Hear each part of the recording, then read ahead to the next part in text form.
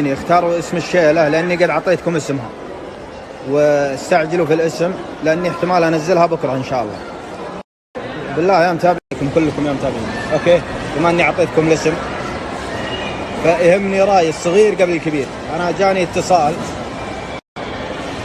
من فانزة صغيرة يعني عمرها يمكن 4 سنوات، قالت لي أبغاك يا طويل العمر تسمي شيلتكم جديدة قلبي مع قلبك. فأنتوا وش رأيكم؟ أعطوني رأيكم وردوا لي خبر.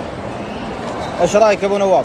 الاسم المتصدر لحد الان شوق المحبه. حلو، قلبي مع قلبك برضه كويس يعني، الاسم جميل يعني، ولكن برضه اخذ راي متابعينك بالاسم هذا اللي اعطيتك اياه البنت والاسماء الاخرى. رايكم في اسم انت الحياه اللي في المحال مصبه حرمتها اتركني وانا خطري بي اشوف طيفك واحسب اني مشبه اثر الطواريك البوها طواريك البحر له ضبه والحب ضبه وانا الغريق اللي على حطة ايديك ايدي يا جرحي وحزني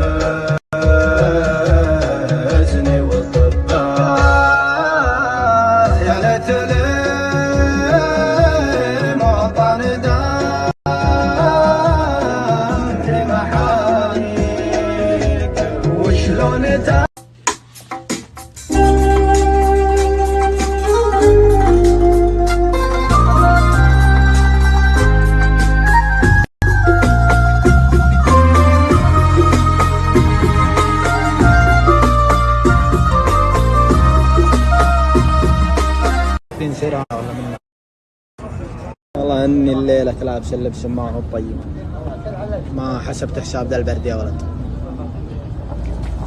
لكن ما عليه، احنا ميناها على ذي.